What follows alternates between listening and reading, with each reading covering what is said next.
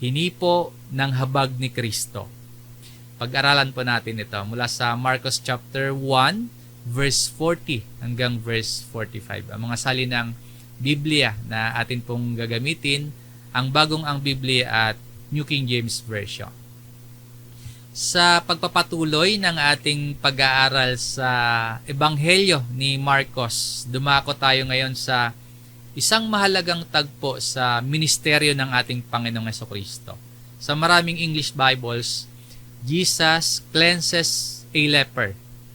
Hindi lamang ito kwento ng isang himala o tala ng isang pagpapagaling sa isang taong may malubhang sakit.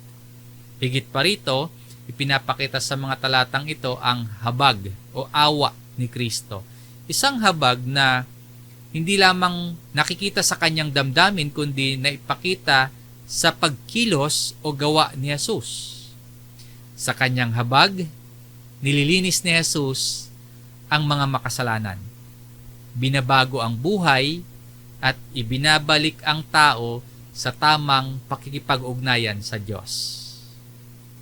Mga kapatid, may isang bagay na karaniwan nating nararanasan bilang tao. Kapag nakakita tayo ng isang taong may, halimbawa, nakakahawang sakit or may malubhang karamdaman, ano yung karaniwan nating nagiging reaksyon? Maaring lumayo tayo, maaring umiwas tayo. Iyon po ay bahagi ng ating natural na pag-iingat. Hindi dahil wala tayong malasakit, kundi nais din natin na pangalagaan yung ating sarili at yung ating pamilya. Yun yung karaniwan, no, na nagiging reaction natin. Ngayon, tingnan natin ano naman yung nasa kabilang panig. Ano kaya yung pakiramdam ng taong palaging iniiwasan? Imagine po, isang tao na sa tuwing may makakasalubong siya na ibang tao, kusa siyang nilalayuan. Isang tao na ano kaya yung pakiramdam na walang gustong lumapit, walang gustong humawak sa kanya, na hindi siya tanggap sa karaniwang pamumuhay ng lipunan o komunidad. Ayon po sa kautusan ng Diyos para sa Israel, sa Levitico, kapag ang isang tao na patunayang may malubhang sakit sa balat na ketong, siya ay tinuturing na marumi sa seremonyal na aspeto. Dahil sa kanyang pagkakaroon ng ganong sakit, kinakailangan niyang mamuhay ng hiwalay o isolated habang nananatili yung kanyang karamdaman. At kapag may nakakasalubong siyang ibang tao, kailangan pa niyang magsabi, kailangan niya pang sumigaw ng marumi para mabigyan ng babala ang iba. So isipin po ninyo kung gaano kabigat yung ganong kalagayan. Hindi lamang siya dumaranas ng pisikal na sakit na karamdaman, kundi dinadala niya yung lungkot ng pag-iisa, yung pain, yung sakit ng pagkahiwalay sa pamilya, sa lipunan, sa community, at dala-dala niya rin yung bigat ng pagkawala ng normal na pakikisalamuhan niya sa kapwa. Yan ang kalagayan ng taong lumapit kay Kristo dito sa ating teksto. Nagtataglay ng malubhang sakit, isang ketongin, nilalayuan ng mga tao. Bago natin po tingnan ang kanyang pakikipagtagpo kay Jesus, mahalagang maunawaan muna natin ang kalagayan ng ketongin ayon sa kasulatan. Sa Old Testament po, sa Lumang Tipan, lalo na po sa Levitico sa chapter 13 at sa chapter 14, yung mga pare o kaya mga saserdote, inatasang sumuri sa iba't ibang sakit sa balat. Kapag ang isang tao, nasuri nila, napatunayan na may ketong, ituturing yung tao na yun na marumi sa seremonyal na aspeto. Pansamantala siyang inhihiwalay sa pamayanan ng Israel hanggang sa siya po ay gumaling o kaya muling masuri ng mga pari o saserdote. Mahalagang maunawaan din natin na ang layunin ng kautusan na yon ay hindi upang ipakita na walang habag ang Diyos sa mga may sakit, sa mga may malulubhang karamdaman sa balat. Bahagi lamang iyon ng kautusan ng Diyos para mapanatili yung kalinisan. Bahagi yun ng kautusan upang mapanatili ang kalinisan ng sambahayan at maituro sa Israel yung kahalagahan ng kabanalan sa harapan ng Diyos. Ngayon po, sa paglipas ng panahon, ang ketong naging isang makapangyarihang larawan ng kasalanan. Na kung paanong ang ketong mismo sumisira sa katawan ng tao, ang kasalanan mismo sumisira sa buong pagkatao. Na kung paanong ang ketong naghihiwalay sa tao sa pamayanan, ang kasalanan po naghihiwalay sa pagitan ng tao at ng Diyos. At kung paanong hindi kayang linisin ng ketongin, hindi niya kayang pagalingin ang kanyang sarili, gayon din po ang makasalanan. Hindi natin kayang alisin ang ating sariling kasalanan. Hindi natin kayang linisin ang ating sarili. Kailangan natin ang biyaya at habag at awa ng Diyos. Kailangan natin ang tagapagligtas. At yan ang dahilan kung bakit napakahalaga ng tagpong pag-aaralan natin ngayon. Sa paglapit ng ketongin kay Jesus, hindi lamang natin makikita ang kapangyarihan ni Kristo na magpagaling. Sa paglapit ng ketongin kay Jesus, makikita po natin ang puso ng Panginoon sa mga tapat na lumalapit sa Kanya. Hindi lamang natin makikita na makapangyarihan ang Panginoong Jesus. Makikita din natin na mahabagin siya. Na hindi lamang siya may kakayahang maglinis, kundi si Jesus ay handang lumapit sa mga taong iniiwasan ng marami. Yan po ang mensaheng nais ipaunawa sa atin ng ating teksto ngayon. Kapag ang isang makasalanan lumapit kay Kristo nang may pananampalataya, mararanasan niya ang habag o awa ni Jesus na naglilinis, nagbabago, at tumatawag sa Kanya sa masunuring pamumuhay sa Diyos. Ang mga talatang ating pag-aaralan ngayon nahati po sa tatlong mahalagang bahagi. Una, ang paglapit na may pananampalataya.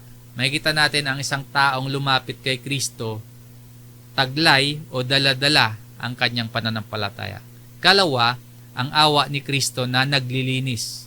Sa bahagi namang ito, makikita natin ang awa o habag ni Kristo na kumilos upang linisin yung taong lumapit sa Kanya. At ikatlo, ang pagsunod sa salita ni Kristo. Sa bahagi naman ng ito, makikita natin na ang tumanggap ng biyaya, ng habag at awa ni Kristo ay tinatawag din pong mamuhay sa masunuring pagsunod sa Panginoon. Kaya ang unang tanong na nais nating sagutin mula sa ating tekstong ito ay hindi muna kung ano ang ginawa ni Jesus, kundi ano ang nagtulak sa kitongin na lumapit kay Jesus. Kasi po, bago niya maranasan ang awa o habag ni Kristo, mayroon muna siyang ginawang hakbang. Anong hakbang po yon? Lumapit siya sa Panginoon ng may pagpapakumbaba at pananampalataya. Yan ang unang punto sa ating aralin, ang paglapit na may pananampalataya. Sa verse 40, lumapit sa Kanya ang isang ketongin. Sa unang tingin, parang isang ordinaryong paglapit lamang ito kay Jesus ng isang may sakit. Pero po kung aalalahanin nga natin ang kalagayan ng ketongin ito, ayon sa kanilang panahon, ayon sa kanilang lipunan, kaugalian at kautusan, maunawaan nating hindi ito pangkaraniwang paglapit lamang. Isang ketongin na hiwalay sa komunidad, itinuturing na marumi at karaniwang iniiwasan ng mga tao, na sa pagkakataong ito, yung tao na yon, nagpasya na lumapit kay Jesus. Sa ganitong tagpo, ipinapakita sa atin ang katangian ng tunay na pananampalataya. Ang nagtataglay ng tunay na pananampalataya, lumalapit kay Jesus. Anuman ang hadlang o nakakahadlang, anuman ang pinagdadaanan, anuman ang kalagayan. Sa panahon nga pong ito, marami na yung nakarinig sa pangangaral ni Jesus. Marami na yung nakasaksi o nakakita sa mga himalang ginawa ni Jesus. Kaya lang, hindi lahat lumalapit kay Jesus katulad sa taong may ketong. Mga kapatid, pagpapaalala din ito sa atin na hindi sapat na alam lamang natin ang tungkol kay Kristo. Hindi sapat na nakikinig lamang tayo ng salita ng Diyos o ng mga teksto o ng mga sermon lessons. Hindi sapat na kabisado lamang natin ang maraming talata sa Biblia o kaya marami tayong nalalaman mula sa Biblia. Ang tanong po ay, lumalapit ba tayo kay Kristo? Maraming tao naniniwala naman na may Diyos. Maraming nagsisimba, maraming relihiyoso. Kaya lang po, ang tanong kasi talaga, hindi lamang may alam ba tayo tungkol kay Kristo. Ang tanong ay, lumalapit nga ba talaga tayo kay Jesus? Sapagkat ang tunay na pananampalataya, hindi lamang nakikinig, hindi lamang nagtataglay ng kaalaman tungkol kay Jesus, kundi lumalapit kay Jesus. Ayon dito, lumapit sa Kanya ang isang ketongin na nakikiusap, imploring Him. Ang salitang ito nagpapakita ng isang taong nagsusumamo, no, nakikiusap. Isang taong nauunawaan kung ano yung kanyang kalagayan. Hindi po siya lumapit na parang may karapatan, hindi rin siya lumapit na parang may maipagmamalaki, at hindi siya lumapit na parang may maiaambag siyang kapalit sa kanyang ipapakiusap na linisin siya. Kundi lumalapit ang kitongin sa Panginoong Hesus bilang isang tao na lubos na nangangailangan. Mga kapatid, ganito ang nagtataglay ng pananampalataya. Hindi mapagmataas. Hindi lumalapit sa Diyos na para bang may utang ang Diyos. Hindi ito nagsasabing, Panginoon, pagpalain mo ako dahil mabuti akong tao. Pagpalain mo ako dahil sumusunod ako sa iyo. Sa halip po, lumalapit na nakikiusap. Lumalapit na nagpapakumbaba dahil wala naman talaga tayong ipagmamalaki. Ano pa yung ginawa ng ketongin? Ayon dito, at nakaluhod na nagsasabi. Pinapakita naman ng detalyeng ito yung saloobin ng ketongin. Ang pagluhod po, tanda ng pagpapakumbaba. Ibig sabihin, kinikilala talaga niya na higit na dakila sa kanya si Jesus. Sa kanyang pagluhod, para bang sinasabi niyang, Jesus, ikaw ang may otoridad. Ikaw ang nakahihigit. At ako ay lubos na umaasa sa iyo. Paalala din ito sa atin, mga kapatid, na sa ating paglapit kay Jesus, maging mapagpakumbaba tayo sa harapan ng Panginoon. Hindi tayo entitled. Ibig sabihin po, hindi tayo lumalapit sa Panginoon na para bang may karapatan tayong mag-utos sa Kanya. Kaya, magpakumbaba tayo sa ating paglapit. Sinasabi pa dito, kung gusto mo, if you are willing, hindi niya sinabing kung kaya mo. Dahil alam niya, kaya naman talaga ni Jesus.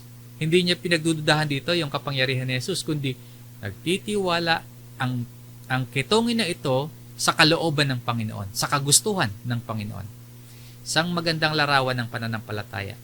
Pananampalatayang nagtitiwala hindi lamang sa kapangyarihan at kakayahan ng Panginoon, kundi maging sa karunungan at kalooban ng Panginoon. Mga kapatid, may mga panalangin po tayong agad-agad sinasagot ng Diyos. Mayroon din mga panalangin na ang sagot ay nangangailangan ng paghihintay. At mayroon din pong mga panalangin tayo na iba ang tugon ng Diyos sa ating inaasahan. Iba sa ating inaasahang kaparaanan at oras. Ngunit sa lahat ng yon, sagutin man agad, or maghintay man tayo, o kaya iba ang sagot, nananatiling totoo po na ang Diyos ay mabuti. Hindi man natin laging nauunawaan ang paraan, ang ginagawa, ang oras o panahon ng Diyos o ipinapahintulot ng Diyos. Hindi man natin yan agad-agad at lubos na maunawaan, maaari pa rin po tayong magtiwala sa Kanyang kalooban. Sa tagpo pong ito, yun ang ginawa ng kitongin. Nagtiwala siya sa kalooban ng Panginoon. Sa huling bahagi po ng talata, maaari mo akong linisin. Ito yung pinakahuling pahayag ng kitongin na nakikita nating buo talaga yung kanyang pagtitiwala kay Jesus. Hindi niya sinabing, subukan mo kaya akong pagalingin. O kaya, baka sakaling kaya mo. Ang sabi dito, You can make me clean. No? If you are willing, you can make me clean. Buong pagtitiwala niya sa kakayahan at kapangyarihan ni Kristo. Hindi siya nagdududa. Basta, loloobin lamang ng Panginoon, mangyayari yon. Pagtuturo sa atin mga kapatid na ang pananampalataya ay hindi pagpipilit sa Diyos na gawin yung gusto natin. Ang pananampalataya po ay buong pagtitiwala na kayang gawin ng Diyos anumang kanyang naisin, anumang kanyang ipahintulot, mangyayari yon. At anumang nais ng Diyos ay laging matuwid, magtiwala tayo na yun ay mabuti at pinakamainam sa atin ayon sa kanyang karunungan. Ito yung pananampalatayang ipinapakita dito ng kitongin na lumapit kay Jesus. Lumapit siya, nakiusap siya, lumuhod siya, at buong pananampalataya niyang ipinagkatiwala ang kanyang sarili sa kapangyarihan at kalooban ni Jesus. Sa kasunod na bahagi nating teksto, matapos nating makita ang pananampalataya ng isang taong lumalapit kay Jesus, makikita naman natin sa kasunod na bahagi ang habag o awa ni Jesus. Sa ikalawang punto po, ang awa ni Kristo na naglilinis. Sa bahaging ito, ang makikita naman natin ay yung pagkilos ni Jesus. Verse 41, dahil sa awa. Sa Revised Tagalog Popular Version, nahabag si Jesus sa kitongin. Bago kumilos ang Panginoon, bago siya magpakita ng kanyang kapangyarihan, naawa o nahabag muna si Jesus. Pagtuturo po ito sa atin na hindi walang pakiramdam at hindi walang pakialam ang Panginoon sa mga lumalapit sa Kanya, taglay ang pananampalataya. Hindi lang ito simple o kaya mababaw na awa, kundi awa na handang kumilos, awa na handang tumulong at magligtas. No? Move with compassion. At ang kasunod po, iniunat ni Jesus ang kanyang kamay. Ang awa ni Jesus hindi na natiling damdamin lamang. Yung awa niya kumilos. Mga kapatid, madaling magsabing naaawa tayo. Pero iba ang awa o habag na handang kumilos. Ganito ang ginawa ni Jesus. Hindi lamang siya yung simpleng naawa. Bagkus may ginawa siya. Iniunat ni Jesus ang kanyang kamay. Hinipo ang ketongin. No? And touch him. Pagkatapos maawa, iniunat ni Jesus ang kanyang mga kamay at hinipo ang ketongin. Pansinin po yung pagkakasunod-sunod ng talata. Hindi lamang nagsalita si Jesus, hindi lamang siya tumingin sa ketongin, kundi and touch him. Hindi ipinaliwanag dito kung bakit ginawa ni Jesus yung paghipo na yon. Kaya bilang mga nag-aaral ng Biblia, hindi din tayo magdadagdag ng dahilan na hindi naman malinaw at taas ang sinasabi ng teksto. Pero isang bagay po ang malinaw. Ang paghipo ni Jesus, kasunod mismo ng pahayag na dahil sa kanyang awa. Kaya makikita natin ang kilos ni Jesus hindi hiwalay sa kanyang nararamdaman. Yung pagkilos na ito ng Panginoon hindi hiwalay sa kanyang naramdaman sa taong lumapit sa kanya. Ang awa na naramdaman ni Jesus ay nahayag o nakita sa kanyang ginawa. Pagkatapos hipuin ni Jesus ang ketongin, saka siya nagsalita. Sinasabi po, at sinabi sa kanya, gusto ko. Sinabi ng ketongin, kung gusto mo, maaari mo akong linisin. Sa verse 40. Ngayon, dito sa tagpong ito, dito sa verse 41, malinaw ang sagot ng Panginoon. I am willing. Sabi ng Panginoon. Ipinapaalam ni Jesus na hindi lamang niya kaya na linisin siya, kundi handa at nais niya at gusto niya na linisin ang ketongin. Willing si Jesus. Sa dulo po ng talata, ang makapangyarihang pananalita ng Panginoong Jesus. Maging malinis ka. Be cleansed. Agad na nangyari ito. Hindi lang unti-unti ang paggaling. Sabi nga po sa verse 42, at kaagad na nawala ang kanyang ketong at siya'y naging malinis. Sa tagpong ito, walang mahabang proseso, kundi agarang pagkawala ng ketong at agarang naging malinis siya. Kung loloobin ni Jesus, kaya at makapangyarihan ang Panginoon. At higit po sa pisikal na kagalingan at pisikal na paglilinis, ang tagpong ito ay larawan ng espiritual na paglilinis. Kapag ang isang makasalanan lumapit kay Kristo ng may pananampalataya, ganap ang kapatawaran at paglilinis na matatanggap sa kalooban ng Panginoon. Buo, kumpleto, ayon sa biyayang ipinagkaloob ng Panginoon. Mga kapatid, sa tagpong ating pinag-aaralan, lumapit ang kitongin, naawa o nahabag si Jesus, hinipo niya at nagsalita si Jesus, at agad na gumaling at luminis ang kitongin. Pagkatapos tumanggap ng awa at tumanggap ng paglilinis, may ipinagawa ang Panginoong Jesus. At dito natin makikita na ang tumanggap ng biyaya ni Kristo, na sino man pong tumanggap ng biyaya ni Kristo, ay tinatawag ding mamuhay sa masunuring pagsunod sa Panginoon. Ito ang huling punto sa ating aralin, ang pagsunod sa salita ni Kristo. Mga kapatid, hindi nagtapos yung kwento sa pagpapagaling at paglilinis doon sa ketongin. Matapos siyang pagalingin ng Panginoon, binigyan naman siya ng malinaw na tagubilin. Dito natin matututunan ang isang mahalagang katotohanan na ang biyaya ni Kristo hindi lamang tinatanggap.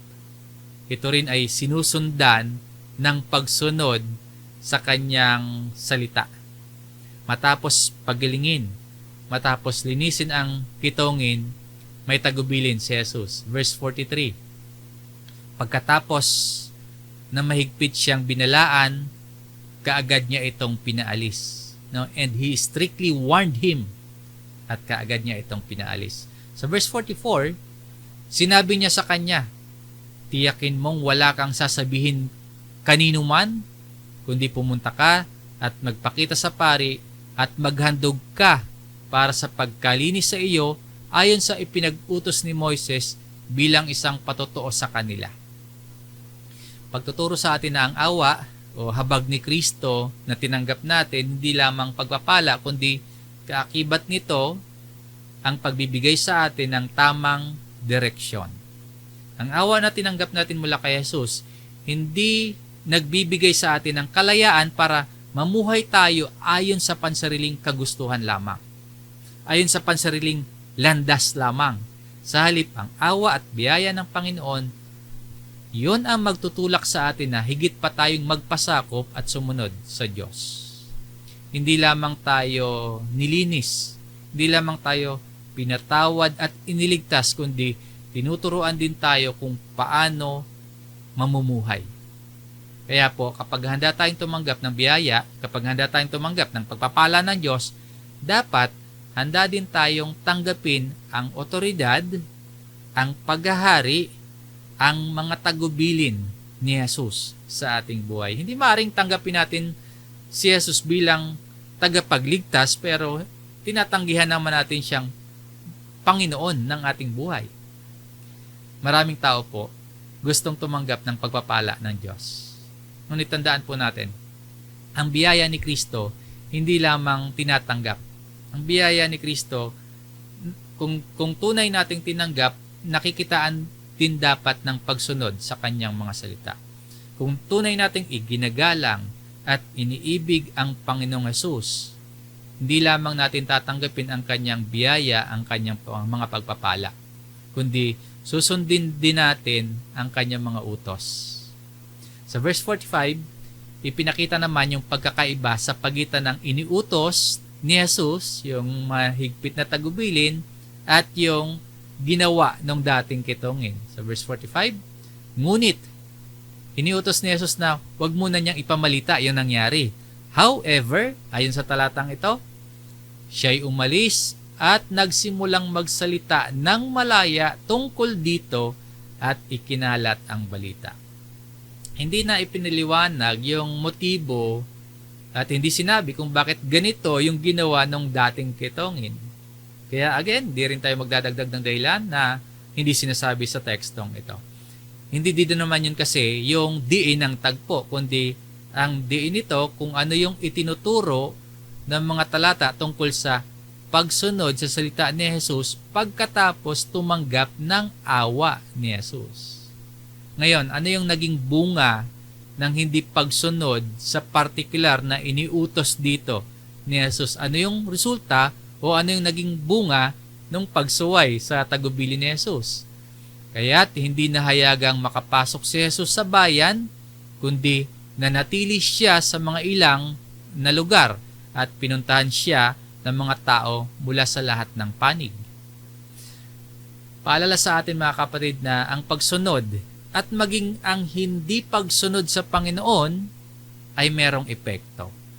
Maring mabuti yung ating intensyon, ngunit ang sukatan ng pagiging mabuting alagad ng ating Panginoong Hesus, hindi lamang yung ating tama at mabuting intensyon, kundi yung ating katapatan at yung ating pagsunod sa kanyang salita. Hindi na ipinaliwanag ni Marcos yung buong dahilan ng utos na ito. Gayunman, nakikita natin sa verse na ito na nang hindi ito sinunod nung lalaki, nung dating kitongin, lalong naging mahirap para kay Jesus ang hayagang makapasok sa mga bayan. Pinapakita nito na may mga layunin ang utos ng Panginoon at ang kanyang mga utos ay laging mabuti kahit hindi agad natin naunawaan yung lahat ng dahilan at lahat ng paraan. Mga kapatid, ang kabuuan ng kwentong ating pinag-aralan, una, ang kitongin lumapit kay Jesus ng may pananampalataya. Kalawa, naranasan ng kitongin na yon yung awa at paglilinis ni Jesus sa kanya. At ikatlo, may tagubilin sa kanya ang Panginoon na mamuhay sa pagsunod. Ganito rin po ang buhay Kristiyano. Hindi tayo naligtas dahil sa ating gawa, dahil sa ating paglapit o pagkilos o pagsunod, kundi naligtas tayo sa awa at dahil sa biyaya ng Diyos sa pamamagitan ni Kristo. Ngunit ang paalala po, ang sino mang tumanggap ng biyaya ay tinatawag upang mamuhay sa pagsunod kay Jesus. Tinatawagan tayo na mamuhay sa pagsunod hindi para magkamit ng kaligtasan, kundi hinihimok tayong mamuhay sa pagsunod kay Jesus bilang ebidensya ng pananampalataya natin at bunga ng kaligtasang tinanggap natin mula sa Diyos. Mga kapatid, ang kitongin lumapit at pinagaling siya, nilinis siya ng Panginoong Hesus. Ganyan din tayo. Iniligtas tayo upang sumunod. Iniligtas tayo upang lumago at upang maging mga alagad at tagasunod ni Kristo. Maaring wala ngang may ketong sa atin tulad dito sa kwentong ating pinag-aralan. Pero alam nating lahat tayo po ay mga may kasalanan. Lahat tayo mga makasalanan. Hindi natin kayang linisin yung ating sarili. Ang mabuting balita, ang habag o awa ni Kristo, sapat upang hipuin, upang linisin at baguhin ang sinumang lalapit sa Panginoong Hesus ng may pananampalataya. Kung tayo ay lalapit kay Jesus ng may pananampalataya, mararanasan natin ang kanyang habag. Mararanasan natin ang kanyang paglilinis, ang kanyang pagpapagaling at pagpapatawad. At kapag naranasan natin ang kanyang biyaya, mamuhay po tayong sumusunod sa kanyang mga salita. Sapagkat ang tunay na pananampalataya ay lumalapit kay Kristo at ang tinanggap na paglilinis at tinanggap na biyaya ay humahantong o nagreresulta sa pagsunod kay Jesus sa araw-araw na pamumuhay. Sa ating paglapit kay Jesus, taglay po ang ating pananampalataya, ang habag o ang awa ng Panginoon nawa ay maranasan natin at magpatuloy tayo sa ating pagsunod sa Panginoon. Sa Diyos ang papuri. Sumayin niyo po ang biyaya ng salita ng Diyos. Hanggang dito po ang ating pag-aaral. Maraming salamat mga kapatid. Tayo po ay muling manalangin.